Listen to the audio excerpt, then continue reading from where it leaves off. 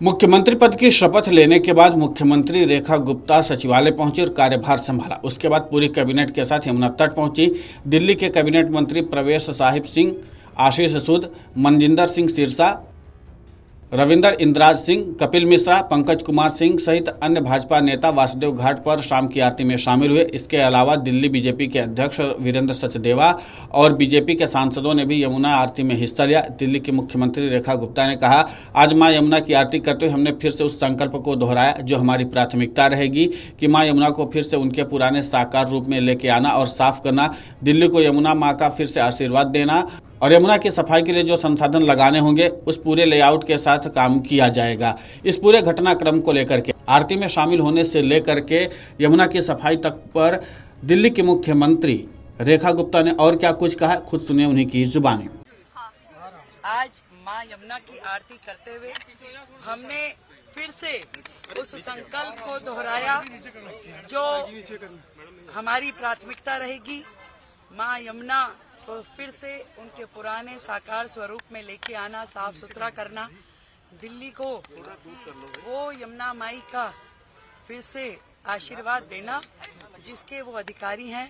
यमुना की सफाई हमारी प्राथमिकता, उसके लिए जो साधन संसाधन लगाने होंगे उस पे पूरे लेआउट प्लान के साथ में काम किया। वहीं दिल्ली विधानसभा चुनाव में बीजेपी की बड़ी जीत के बाद से यमुना की सफाई को लेकर हरकत शुरू हो गई। दिल्ली के उपराज्यपाल वीके सक्सेना ने अधिकारियों से यमुना की सफाई में तेजी लाने का निर्देश दिया।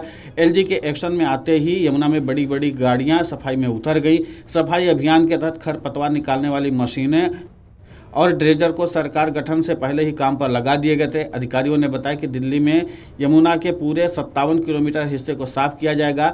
दिल्ली विधानसभा चुनाव में बीजेपी ने यमुना की सफाई को अपने चुनावी मुद्दे में शामिल किया था।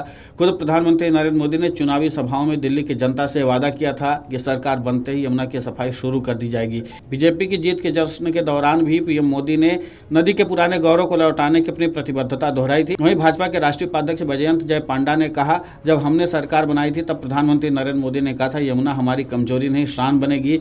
यमुना आरती के बाद पहली कैबिनेट मीटिंग में ही हमारे वादे लागू होने लगेंगे। यमुना की सफाई शुरू हो चुकी है। जब हम सरकार बनाए थे, हमारे स्वयं प्रधानमंत्री जी ने कहा था कि यमुना जो एक सबसे बड़ी कमजोरी है दिल्ली की, ये हमारी शान बनेगी। और प्रधानमंत्री जी ने स्वयं इसको, जब वो मुख्यमंत्री थे गुजरात में, साबरमती रिवर फ्रंट बना के दिखा चुके हैं, वर्ल्ड क्लास डेवलपमेंट। और यमुना के लिए भी ऐसे ही इन्होंने मार्गदर्शन दिए हैं।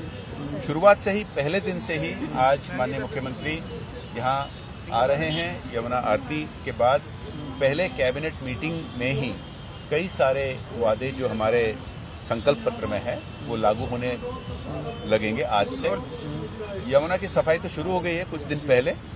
ये प्रमाण है कि जब प्रदेश सरकार ड्रामाबाजी बंद करके, विक्टिम कार्ड प्ले करना बंद करके, दूसरों पर इल्जाम लगाना बंद करके काम पे लगे, रुकावट ना रखे, तो केंद्र के साथ मिलकर दिल्ली की सरकार बहुत कुछ कर सकती है। आपको बता दें कि दिल्ली विधानसभा चुनाव में बीजेपी की बड़ी जीत के बाद से यमुना की सफाई को लेकर के अब हरकत जो है वो तेजी से शुरू हो चुकी है और इसके बाद अब लगातार काम किया जा रहा है। और इसी के नाते से चाहे राज्य के मुख्यमंत्री रेखा गुप्ता हों या फिर बीजेपी के शीर्ष नेता, वो सभी से संकल्प को दोहरा रहे हैं कि यमुना की सफाई में अब कोई कोताही बरती नहीं जाएगी।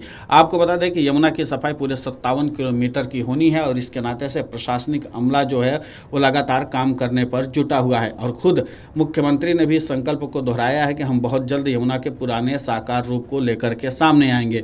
अब देखना यह होगा कि जिस तरीके से इस पूरे सफाई अभियान पर जोर दिया जा रहा है, ये सफाई अभियान में सफलता कब मिलती है, क्योंकि यमुना काफ़ी गंदी हो चुकी है और इसके नाते से सफाई अभियान काफ़ी तेजी से चलाया जा रहा है। Video desk अमरउजाला.com। अमर उजाला जीवांजलि के सारथी की मदद लें और महाकुंभ में स्नान जरूर करें।